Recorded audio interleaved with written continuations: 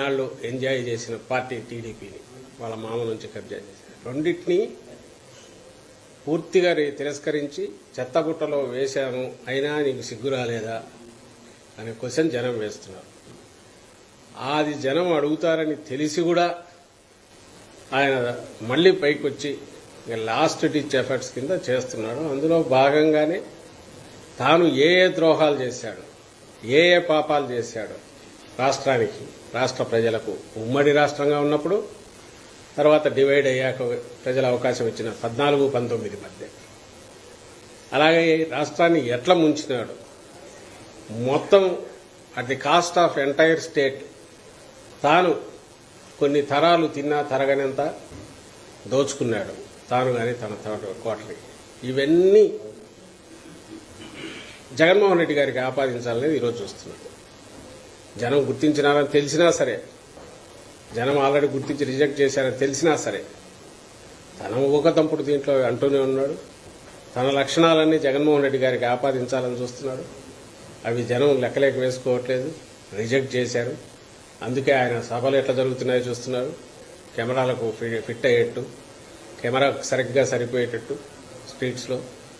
అలాగే జగన్మోహన్ రెడ్డి గారు కదిలితే జనం ఎట్లా నీరాజనం పడుతున్నారో అది కూడా మీరు చూస్తున్నారు. అక్కడే తేడా తెలుస్తుందిగా. సీఎం క్యాంప్ కార్యాలయంలోకి ఒక కంటైనర్ వచ్చింది. ఆ కంటైనర్ లో ఏమవుతుంది ఇప్పుడు అడుగుతున్నారు, డబ్బులు ఉందా, వాళ్ళ వంద అదే అది కూడా చెప్దామని నేను అనుకున్నా. వాళ్ళు ఏదైతే అన్నారో ఇది ఆ వెహికల్ నెంబర్ కూడా వాళ్ళు వేశారు. ఇది పార్టీ నుంచి అఫీషియల్గా ఆర్టీసీ నుంచి తీసుకున్న సీఎం గారి క్యాంపెయిన్ కోసం తీసుకున్న వెహికల్ నంబర్ కూడా పెట్టి అప్లై చేసింది. ఎప్పుడు తేదీ చూడండి, ఐ థింక్ 25 చేశారు. 26వ తేదీ ఈసీ దానికి పాస్ కూడా ఇష్యూ చేసిన పాస్ ఇది. ఐ థింక్ ఈ నెంబరే చెప్పినట్టున్నారు, AP 16Z0363. ఇది దీంట్లోనే ఉంది ప్యాంట్రీ కారు.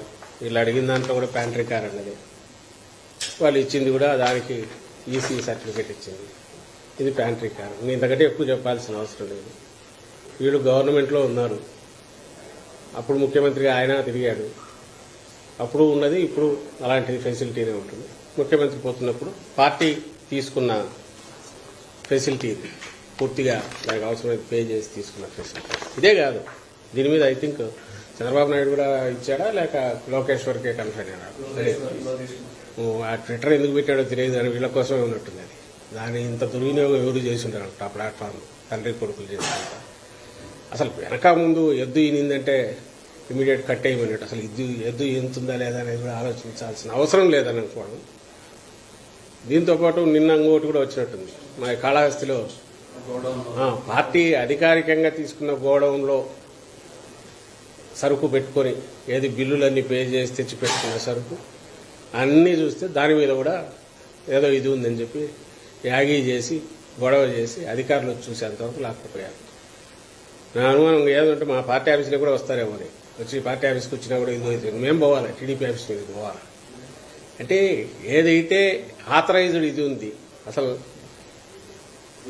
లీగల్గా నడుపుతున్నది, ఏదైతే ఆర్టీసీకి పెట్టి లీగల్గా తీసుకున్న వెహికల్, వీటి మీద ఇలాంటి వాటి మీద తప్పుడు కంప్లైంట్లు ఇచ్చి మీడియా ఉంది కదా అని చెప్పి దాంట్లో రచ్చ చేసి ఆ మరుసటి రోజు చేతులు దులుపుకొని దాని మీద మళ్ళీ అపాలజీ చెప్పరు, లేదా పొరపాటు అయింది అనరు, ఇంకో దాని మీద పోయి ఈ దివాళా కోరుతనం, దిగజారుడుతనం కూడా నేను ఇంకా దివాళా కోరుతనం అంటే ఎత్తిపోయారు. వాళ్ళకి ఏం లేదు, చెప్పడానికి ఏం లేదు. ఒక రాజకీయ పార్టీగా ఎన్నికలు 1-2 నెలల్లో ఉన్నప్పుడు మా అజెండా ఏంది, మేమేం చేయాలనుకుంటున్నాం అది చెప్పాలా, లేదంటే అవతల పక్షం ప్రత్యర్థులు వాళ్ళు ఏది ఫెయిల్ అయ్యారో అది చెప్పాలా?